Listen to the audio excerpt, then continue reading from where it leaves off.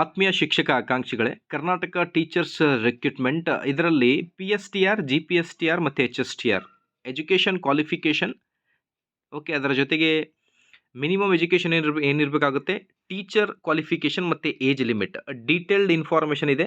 Okay, PSTRಗೆ ನೋಡಿ, primary school teachers ರಿಕ್ರೂಟ್ಮೆಂಟ್ಗೆ minimum education 12th pass, second year ಆಗಬೇಕಾಗುತ್ತೆ. ಅದರ ಜೊತೆಗೆ ಟೀಚರ್ಸ್ ಕ್ವಾಲಿಫಿಕೇಷನ್ ಏನಿರಬೇಕು ಅಂತ ಅಂದರೆ D.Ed ಇರಬೇಕು ಅಥವಾ ಓಕೆ, ಅದರ ಜೊತೆಗೆ ನಿಮ್ಮ ಹತ್ರ TET ಪೇಪರ್ 1 ಇರಬೇಕಾಗುತ್ತೆ. Clear?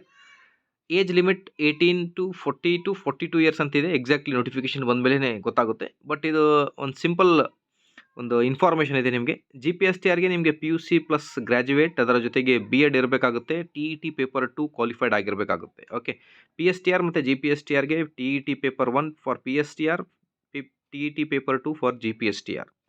GPSTRಗೆ degree plus B.Ed compulsory, paper 2 TET qualified ಇರಬೇಕಾಗುತ್ತೆ.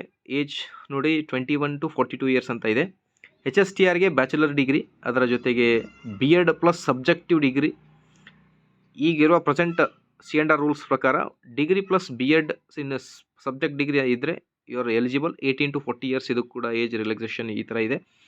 ಸೊ ಈಗ ಎಕ್ಸಾಕ್ಟ್ಲಿ ನಿಮಗೆ C&R ರೂಲ್ಸ್ ಅಥವಾ ಆರ್ಡರ್ ನೋಟಿಫಿಕೇಶನ್ ಬಂದ ಮೇಲೆ ಅದರಲ್ಲಿ ಡೀಟೇಲ್ಡ್ ಕೊಟ್ಟಿರ್ತಾರೆ. Simple for